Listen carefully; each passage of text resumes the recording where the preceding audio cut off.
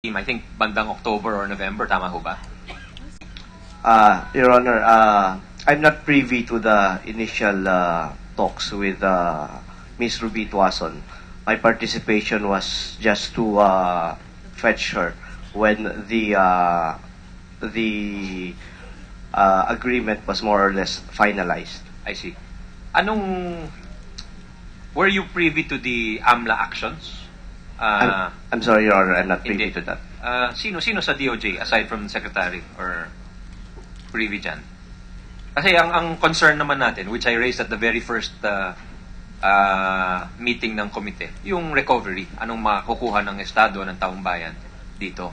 And meron tayong mga batas dyan, yung forfeiture law, yung AMLA, yung anti-money laundering. So, I'm concerned na nagagamit yung mga sandata na nasa ilalim ng batas. So, si ASEC, would he know?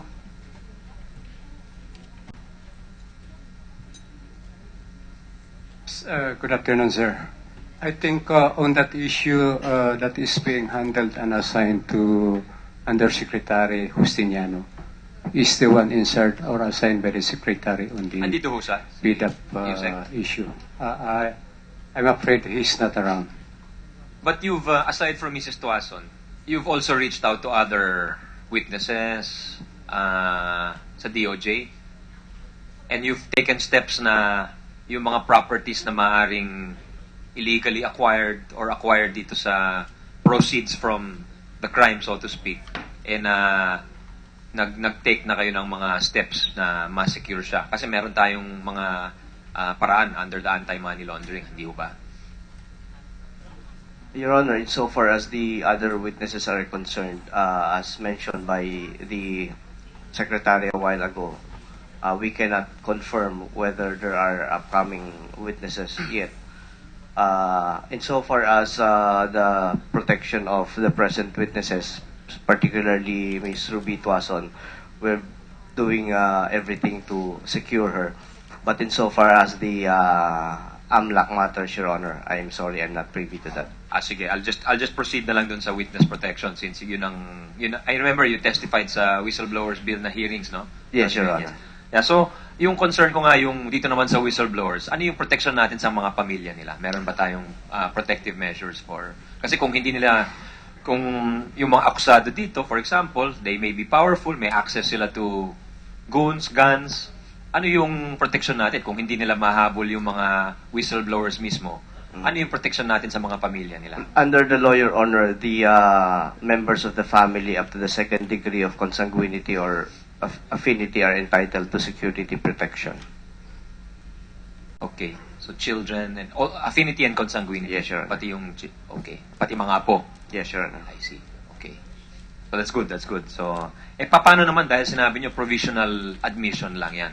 Kailan magiging permanente 'yan or the provisional admission, Your Honor, will be converted to regular admission as soon as the Ombudsman issues that certificate of materiality. Okay. May period ba sa ilalim ng batas to issue the certificate of materiality? Wala po. So, but we expect, of course, the Ombudsman to issue this as soon as they complete their investigation. Yes, thank you. Sige, patuloy niya lang ho yung ginagawa ninyo dyan to protect those who came forward at risk and nilagay nila yung kanilang mga pamilya at sarili nila at risk, no? So, is there anyone sa DOJ who would know about yung recovery, yung asset recovery natin? Ano yung scope ng freeze orders? How many accounts were frozen? May properties ba na nasama? May requests ba tayo kung may properties overseas? Again, good afternoon again, sir. I am not afraid as to the details. What I know is that the Secretary is closely coordinating with the representative of the Anti-Money Laundering Council. Asek, the chairman has asked me to ask you to identify yourself for the record kasi wala pa tayong I'm sorry, yes, it's okay. Mr. Okay. Chairman. Yeah. I am Subidin Aziz, an Assistant Secretary for Legislative Affairs. Sige, proceed ho. Well, as I've mentioned, I am not privy to the details, but what I know is that the Department of Justice is closely coordinating with the representative of the Anti-Money Laundering Council, as well as the OSG, with respect to the recovery of the subject properties.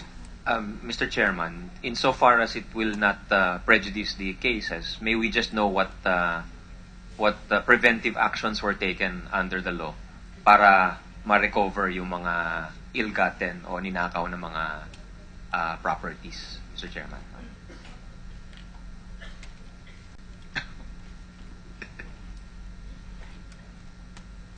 I'll reiterate my request, Mr. Chairman. It's that may we ask kasi yung mga representante o kinatawan ng DOJ dito, pag-alis ni Secretary De Lima, hindi nila alam yung mga kilos sa ilalim ng anti-money laundering. So next time, maybe magpadala sila ng USEC, or even if they can submit a confidential report to the committee na para makita natin na ginagamit ng gusto yung batas, yung sandata ng batas, like yung request for freeze order, yung request to foreign countries na imbestigahin yung mga maaring accounts na ill-gotten, yung mga lupain, yung mga condominiums, na gano'n. Meron tayong mga ganong klaseng action na pwedeng gawin. Yes, maybe we can request a briefing from the AMLAC. But under the constraints of the rules of confidentiality, maybe we'll make it an executive Yeah, session. let's make it. That's all right with me, Mr. Chairman. I appreciate the. I would imagine there are some constraints there. So, para kay Mrs. Tuason, sa tingin niyo ho, magagawa itong marami hong nabulaga dito sa Napoles sa PDAF scam. Kung gaano kalaki at gaano ka brazen o garapal yung pagbulsa ng kaban ng bayan. Even long-time politicians were surprised. Wow, grabe pala to. Ang publiko na nabulaga talaga. So in your opinion ho, magagawa ba ito kung walang kakontsaba sa gobyerno? You said hindi mo kilala yung mga nasa implementing agencies, hindi mo rin kilala yung sa DBM, pero from ang dating ho sa amin is meron talagang short of a conspiracy, merong pag-uusap at talagang may assets sa loob eh. So, magaganap ba ito kung wala yung mga yung... I don't think so. And besides, si Jenny, she has a very bad habit of name drop. And when these people would call me, sending the speakerphone,